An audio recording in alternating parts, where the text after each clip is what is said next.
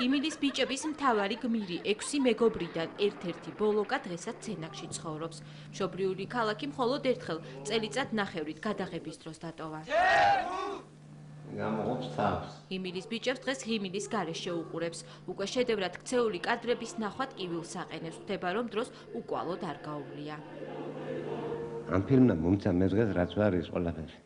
რამეკვირთ იცი? აი დღეს უფრო ცნობს ხალხი ვიდრე მაშინ და რატო აზრეო? გადაღებიდან 53 წელი გავიდა. გოჩალომია იგივე ბოლოკა ახლა 58 წლისაა. სახის გამომეტყოლება და ნაცნობი ინტონაცია თითქმის უცვლელია. თურმე ბოლოკას ამდენი წლის შემდეგაც ქუჩაში ისევ ცნობენ. სენაკელი ბიჭი ფილმის გადაღებაზე შემთხვევით მოხვდა. სკოლიდან რამდენიმე ბავშვი თბილისში ჩამოიყვანეს. ინახავს სკოლისადმი მიწერილ წერილს.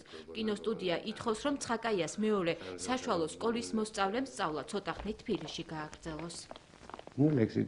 ლექსი არ ვიცი, თქნება ანეკდოტს ვიტყვი. კაიო ჯანდება შენი დავიტყვიო. გახსოვთ ეს ანეკდოტი?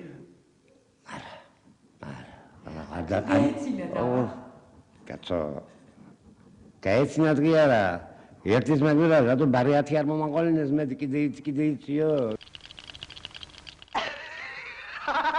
გოჩალომია ამბობს, რომ ფილმში არავის უთამაშია. რეჟისორმა როლები მსახიობებს ისე მოარგო, რომ თითქოს ყველა საკუთარ თავს ანსახიერებდა. ბევრია მოგონებები თავად გადაღების დღეებიდან. ატომღაც აეწყო ისე, რომ თავის გადახოდების სცენები უფრო ადრე გადაიღეს, ვიდრე ფინალური სცენა. არა პირიქით უნდა ყოფილიყო. პრემიერას გააკეთებინეს ეს პარკი. ამიტომ იყო ყველა ჩამოწმა იმ პარკის და ყველა მოხდა საშინელი წვალება. ბოლოკა გამორჩეული იმითაც იყო, რომ ყველა გადაღებას ბებია ესწრებოდა. ტანკში ვდივართ, კატავობ ტანკით.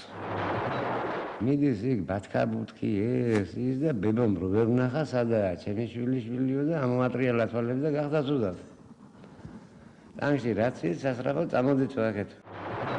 მოასულიერეს იქ ბებო წამოყოთავი და წამოჟდა და ეს გამოხანებული ტანკი რო დაინახა ისე ცუდად გახდა. აი ახლა დაგანებები. ჯანმრთელობის მდგომარეობის გამო სენაკელი კოლორიტი უმუშევარია.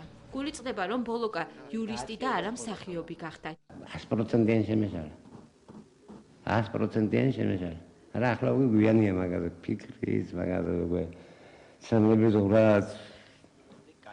ფილმი, რომლის პირველი სათაური სხვა უნდა ყოფილიყო ეკრანზე 1969 წელს გამოვიდა და საქართველოს კინემატოგრაფიის ისტორიაში საკუთარი ადგილი მაშინვე დაიკავა.